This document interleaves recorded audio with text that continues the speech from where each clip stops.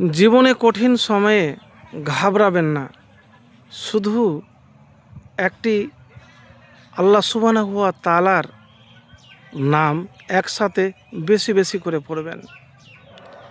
এমন একটি ওজিফার কথা বলবো যে ইনশাআল্লাহ আপনি যে বিপদে আছেন, পেরেশানিতে আছেন, টেনশনে আছেন, ইনশাআল্লাহ সবগুলি জীবন থেকে দূর হয়ে যাবে। শুধু সময়ের অপেক্ষা করুন, ধৈর্য ধারণ করুন। দেখেন, আল্লাহ সুবহানাহু ওয়া তাআলার অনেকগুলি নাম রয়েছে।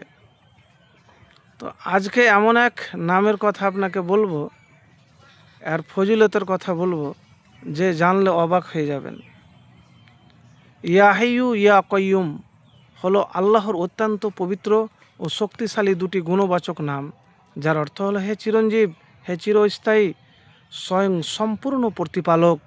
এটি মহান আল্লাহর প্রতি এক বা আন্তরিক আহ্বান এবং সর্বশ্রেষ্ঠ দুয়ার অন্তর্ভুক্ত।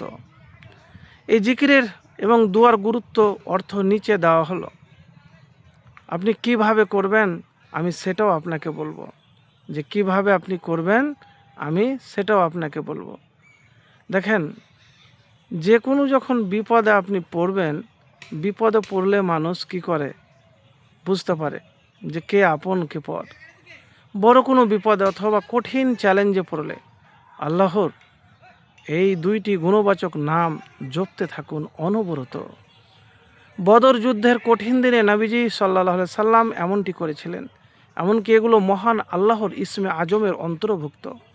নবী করিম সাল্লাল্লাহু আলাইহি সাল্লাম জীবনে যে কয়টি দিনে সবচেয়ে বেশি চ্যালেঞ্জ এবং ভয়াবহ বিপদের সম্মুখীন হয়েছিলেন, তার মধ্যে বদরের যুদ্ধের দিনটি অন্যতম।